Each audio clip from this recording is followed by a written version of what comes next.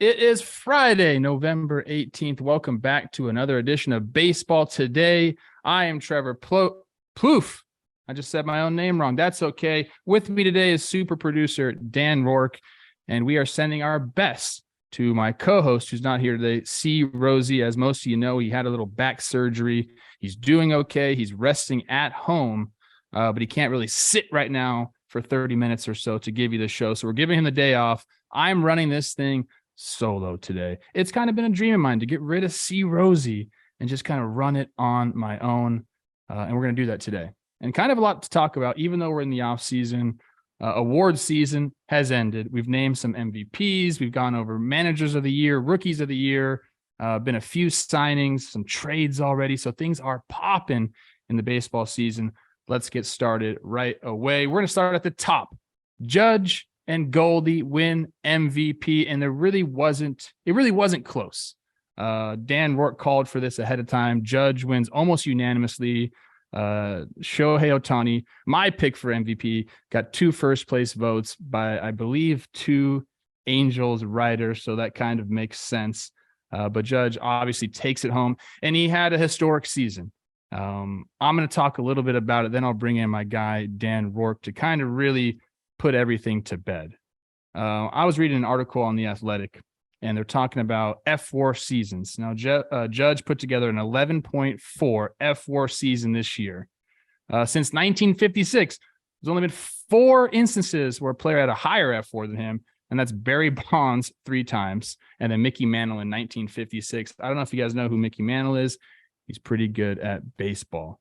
But Judge led everything offensively: OPS, on base percentage, WOBA, xWOBA, weighted runs created plus, everything you can think of. He had a magical offensive season, but I think when we talk about Judge, we don't give it enough credence. We don't give enough credence to the other part of his game. I think he had 16 stolen bases this year, so he gets it done on the base pass, and then he plays an outstanding outfield. So when you put all those things together, he had one of the best seasons we've seen in baseball. Now, of course, you know how I feel about Ohtani. He finished second in the Cy Young voting, and also, I believe, had a 145 weighted run created plus.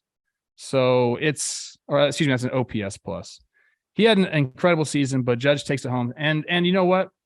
He deserves it. I mean, the guy went off, and there's nobody better to explain it a little bit further than my good friend Dan. Dan, why don't you step in and just kind of give Judge a little bit of credit? I know you had some stuff on your show, Yankees Avenue, talking about him. So go ahead, Dan. Yeah, well, I mean, the main thing that I was saying on my show was, as for this season, I think there's one stat that really puts it all in perspective. So Judge had a 207 WRC plus this year. So that obviously means he was 107 points better than a league average hitter. There have been 4 hitters in baseball history to have a 207 WRC plus. You want to know who those guys are? Yes. Babe Ruth, Mickey Mantle, and Barry Bonds, and Aaron Judge. They have a 207 WRC plus season. So with that already, it's one of the greatest seasons of all time. But you look at the circumstances that he was facing. 1, and I hate bringing it up, he did it clean. 2, offense is at its worst place since the live ball era began. So great season, no doubt about it. And I'm not sure this is what you want to get into here or not, but as a Yankee fan, growing up in the era that I have, it's not exactly the same experience that my dad got, my grandparents got in terms of world championships. But the thing that I'll always appreciate about Judge is that I'll never feel cheated by not having a Yankee legend. You hear all these things about, there's Babe Ruth, there's Mickey Mantle, Joe DiMaggio, all these great players that, Yankee fans got to watch. I'll always have what I consider to be one of the greatest Yankees of all time in Aaron Judge. Now, that's not me saying that Babe Ruth, or that's not me saying he's as good as Ruth or good as Mantle or any of those guys, but he's absolutely in that same class, especially after having, like I said, one of the greatest seasons of all time. And it's something I appreciate as a Yankee fan, man. I really do. Well, you should. And you've been on the train since day one. So congratulations. I feel like this is kind of your MVP award as well. You deserve it. You've cheered him on. You had his back even when I was telling you there's no way he's having a better season than Shohei Ohtani. And you know what? You're right this year. He won it. He won the MVP fair and square. Some people feel like he should have won in 2017. I'm sure you're one of those people. But now he has the hardware. I'm happy for Judge. Yeah, no, thank you. And I know I don't want to rub it in too much, but We got into it, I think, on the AMP portion a couple months back about how the voting would turn out. Were you surprised that Ohtani only got 2 votes? I wasn't surprised like now. During the season, if you told me he's only going to get 2 votes, I would have been surprised. But the more and more the season went on and the more and more you just kind of read what was going on from these writers, you you understood that Judge was going to win this award. It was kind of a no-brainer for these people. To me, it's just not that way, and it's going to be really hard to convince me otherwise. But in the end, I don't want this to be about Ohtani versus Judge. I just want to praise Judge for an incredible season that he had. And that is your time. Get off the mic, bro. You did enough. Let's move on to Goldie a little bit. Goldie goes, he's with the Cardinals, has an incredible season. He wins the MVP. Machado comes in second. Arenado comes in third. And with Goldie, we really saw him take over the league offensively. Now, during September and into October and into the playoffs, he kind of faltered a little bit, went back. But I think overall his body of work kind of spoke for itself. He led the National League with 7.5 offensive WAR. Machado was second at 7.1, and then Freeman and Arenado were kind of further down the ladder in that regard. But I'm happy for Goldschmidt. Goldie's been one of the guys that's universally cheered for amongst players. He's probably your favorite player's favorite player, kind of one of those things. But he's done it all. He's never won an MVP. He's come close. I think in 2015, he got second. For him to do this at his age 35 season is really incredible. And some of his numbers probably would have been better. His defensive numbers took a dive this year, which is kind of strange. I think he won a Gold Glove last year, and he's known as one of the better defensive first basemen also in all of baseball. So sometimes those numbers don't make much sense. I think with Goldie, it kind of is that way this year. But congrats to him. Machado, what he was able to do in San Diego after Tatis, basically didn't play, for Machado to step up and kind of lead his team the way he did, I thought was very special. I'm a big Manny Machado fan. And I think the more we see this guy play and flourish and what he's doing as far as leadership values in San Diego, I think he's going to get more and more respect as his career starts to, get into its latter stages. This guy's on a Hall of Fame trajectory and one of the best players in the game. And again, he's one of the guys that if you play with them or guys that know him, they all love him. So sometimes the media messes with his perception a little bit, and I don't think that should be the case. So shout out Goldie, shout out Machado and Arenado for having an incredible season. Arenado takes home the Platinum Glove. He's won 10 Gold Gloves in a row. It's actually insane, man. The Cardinals are really good. Let's kind of wrap the rest of the awards up all together. What do we got here? JV, Justin Verlander and Alcantara, they win the Cy Young. That was really kind of a no-brainer. In the National League, Max Fried finishes second with 72 points, Urias 66. Sandy got 30 first place votes. He was unanimous. And guess what? It was unanimous also in the American League. JV gets 210, 30 first place votes. Behind him was Dylan Cease and then Alek Manoah and Shohei Ohtani, my guy. Great hitter, also finished fourth in the Cy Young voting. JV doing it after coming off of TJ at his age and helping the Astros win the World Series. That's an incredible story. He now heads off into free agency, and the Astros will do anything they can to get him back. And then Sandy, 6 complete games. He was just a workhorse with elite stuff. You just don't see that often. And Max Fried, who finished second, famously said during the season, Sandy's the best pitcher in the National League. So once you say that, Max, you kind of can't win the Cy Young that year, but that's just who Max is. He's a nice guy. So congrats to those guys. Tito and Buck take home Manager of the Year.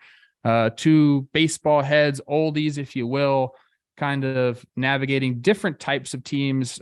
Tito in Cleveland doing his thing with a young squad, helping them feel comfortable, leading them to a AL Central title and into the playoffs. And then you have Buck kind of showing up with the Mets and taking over that clubhouse that had seemed kind of erratic and stabilizing it there, taking them to the postseason. Congrats to both of them. Those are great managers. And again, a lot of these people we're talking about now are just so praised throughout the game, and Tito and Buck are no different. And then rounding out the awards. And these are the ones that had a little bit of, contention, I guess you will. J-Rod was going to win AL Rookie of the Year. Julio Rodriguez wins it for the Mariners. In the American League, that really wasn't anybody but him. It was him and Adley, and then I believe Pena. So those guys just went off and did it. Money Mike winning Rookie of the Year was kind of it was interesting. It was between him and Spencer Strider. Strider took home a couple different awards as far as Rookie of the Year in the National League. I think the players chose him, and then there was another sort of writing group that chose him as the Rookie of the Year. But Money Mike takes the one that kind of matters, if you will. He wins Rookie of the Year. And, there's not much to be said about these two guys, except they came up and stabilized outfields for two playoff teams. And, I mean, Julio Rodriguez is a superstar. Money Mike gets his contract. He's looking like a superstar. And both these franchises are in really good spots because of these two guys. So shout out both of them. J-Rod and Money Mike winning the Rookie of the Year. That's award season, and I'm not sure if we all like it, the way that Major League Baseball does it. It seems like they kind of wait too long. They should do this maybe during the World Series or something like that. But here we are, and those are all the awards. Money Mike. I love that. Speaking of money, I know how to save you money, and I know how to make you look good. We're talking about Muggsy jeans. Chris Rose likes to talk about looking good and feeling good. Now, he's a guy, his weight kind of fluctuates. So he loves these Muggsy jeans because they're a little stretchy. And when you got a little extra on you, it doesn't feel so tight. Regular jeans feel real tight and restricting. These ones don't. If you're a guy like me, who's always in tip-top shape, real strong, these give you those quads a little bit of room to stretch out as well. Because when I start squatting a lot, these quads get big. I need jeans that can kind of move with me. And it's jeans season. It's getting cold out here. These are so soft. You feel like you're wearing sweatpants, but they're so stylish. You look like a model when you're wearing it. It's the holiday season, and we have a massive deal. It's the biggest one of the year for Muggsy. 30% off site-wide. Free shipping, free returns as always, but you don't even need a code. You don't have to type in baseball or Chris Rose's back or anything like that. You just go to Muggsy.com for up to 30% off the entire site. And they have jeans, they have jackets and tops, a bunch of different stuff. I promise you, if they can make C Rose look good, they can make you look good. So go to Muggsy.com for that 30% off the entire site. That's a massive, massive deal. Even Dan Rourke might look good in these jeans. And that's saying something there. Okay, let's move on in this show. We're going to go with a couple of trades that already happened. And, sometimes around this time, these things happen, these trades, because teams have to protect certain guys from the Rule 5 draft. And what that means is you have a 40-man roster. You can have 40 guys on that roster who are not subject to the Rule 5 draft. You protect them, if you will. So if you have a bunch of guys who you need to protect and some older guys that are nearing kind of the end of your control, you tend to trade them. And that's what happened with Teoscar Hernandez. He goes to the Mariners for Eric Swanson and Adam Macko.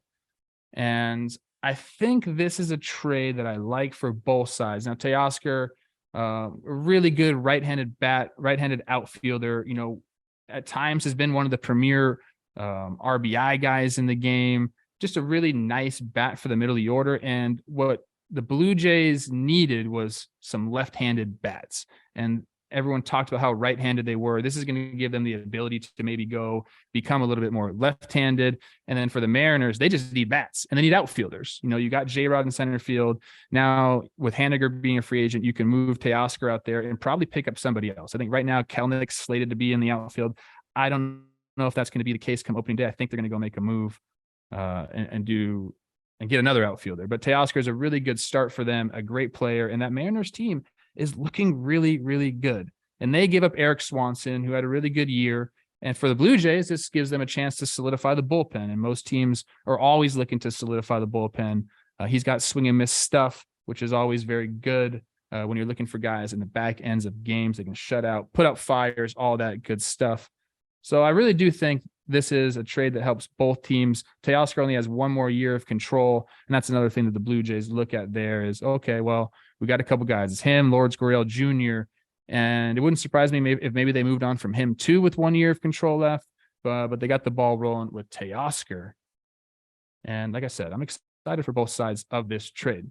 Now, because the Mariners, have J-Rod, they bring over Teoscar, it kind of allowed for them to but to trade Kyle Lewis to Jake Snakes. Kyle Lewis, if you remember, won 2020 AL Rookie of the Year. Hasn't had the success again since 2020, but he's been battling some injuries.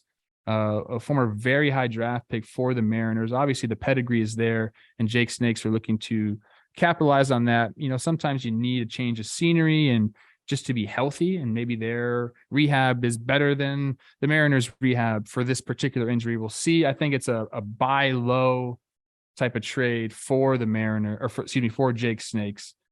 But yeah, I like that. I like it for both squads again, or not both squads, but Kyle Lewis. I like it for him getting an opportunity to play. Although, the Snakes kind of have a nice little outfield going there.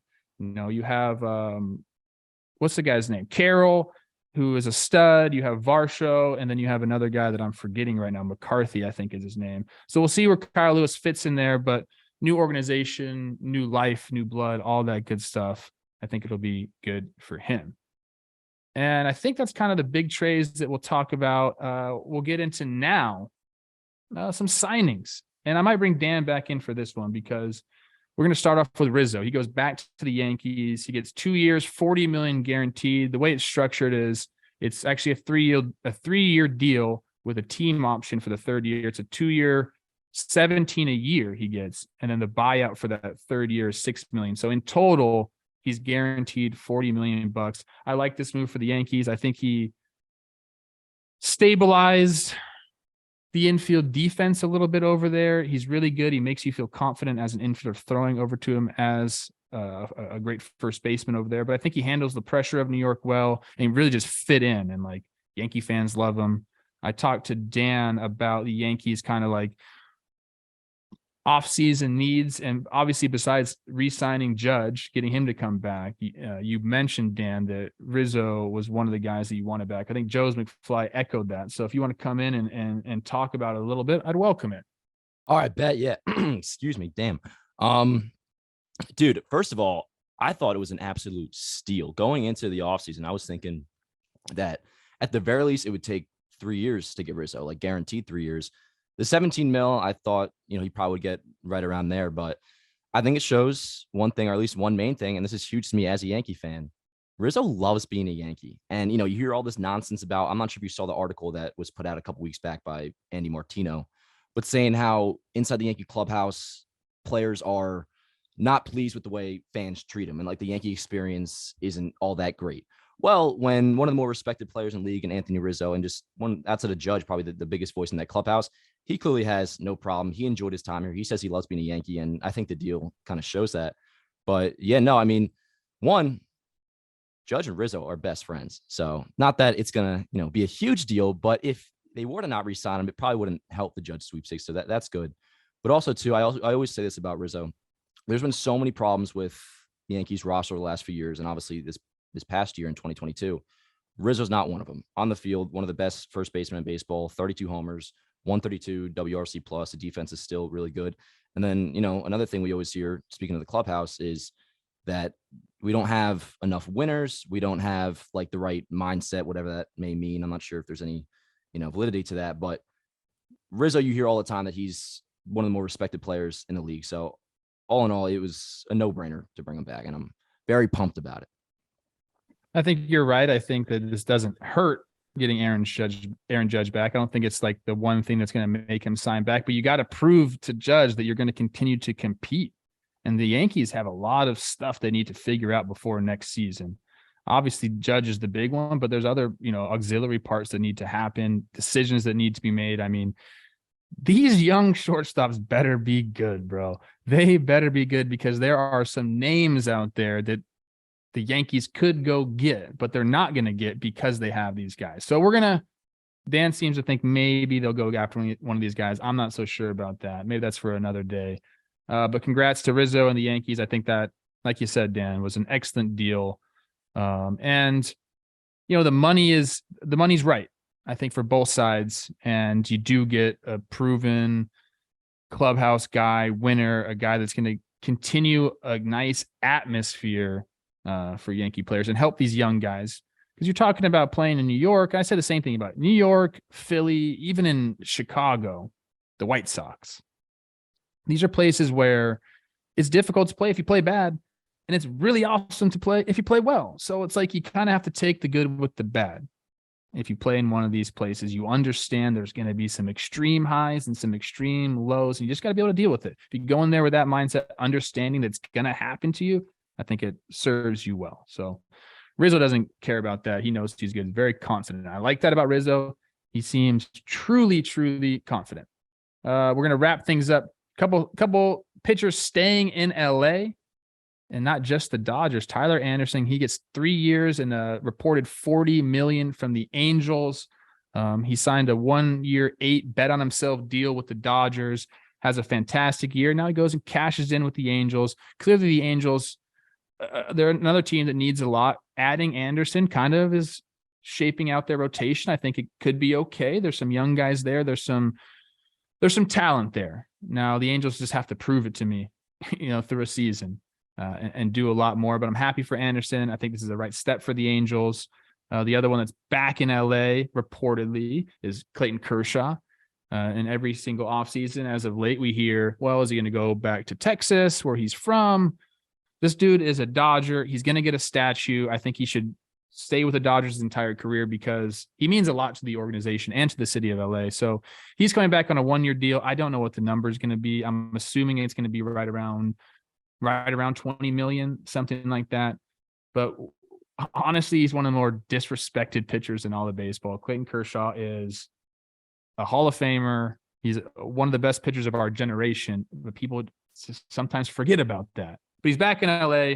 And again, the Dodgers, kind of like the Yankees. I mean, we see these teams as perennial contenders. The Dodgers have some holes to fill and some question marks. I think they're going to fill their rotation with some young guys from their farm system. I think they're also going to go out and try to get a bunch of guys. They like rotational depth that served them well even this last year. So congrats to those guys. We're going to end things on the YouTube portion of our show before we head over to AMP talking about Rob Manfred. My guy Bobby, he spoke at the GM meetings and talked about a bunch of different things. One situation that happened and he had to talk about, and this is about Aaron Judge. And, we're talking about where is he going to go? He's on a platform year where he won the MVP, 62 home runs. You know what he did. So you expect him to be suited by everyone. But Andy Martino of SNY, a Mets-owned media company, went out and said that there's an agreement, an unspoken agreement between Cohen and the Steinbrenners about how Judge should be in New York and on the Yankees, not on the Mets. And now whether that's true or not, it was reported by him. That's a type of collusion. You can't have owners talking about, well, he's not going to go to this team. You want to be able to be available, a truly free agent. And if this is true, it's kind of a big deal. I mean, collusion has been proved a couple different times against the owners. I don't know how far this is going to get. But Manfred did have to answer questions on that, which I thought was interesting. He said that they'll be able to prove without a shred of doubt that this did not happen. But still an interesting case there. He talked about Pete Rose. Pete Rose wrote a letter to him asking for reinstatement. This is, been a couple times now that he's asked Manfred for reinstatement. It sounds like Rob is pretty adamant about keeping him out of baseball. Now he says, as far as the Hall of Fame, that's a different thing. And maybe the Hall of Fame board could talk about that in Pete Rose. But as far as baseball bringing him back in, it sounds like that's unlikely anytime soon. And then he talked about some of the changes that are coming in the 2023 season. I think we all know banning the shift, pitch clock, and limiting the amount of times a pitcher can throw over to first base on a pickoff. So there's some interesting ones. He said in 2024, we might have some more, but nothing as big as what's happening in 2023. And he says he's aware, he understands it's a lot, but he thinks it's going to be better for the game. We've spoke on this before. I think most of the things coming, will help the game and the pace of it. The pitch clock has everyone riled up, but I played with it, and I think it is going to be a good thing for the game. So I'm actually agreeing with you, Rob. How about that? How about our growth in our relationship? That's it for today. Thank you for joining me on this special solo edition of Baseball Today.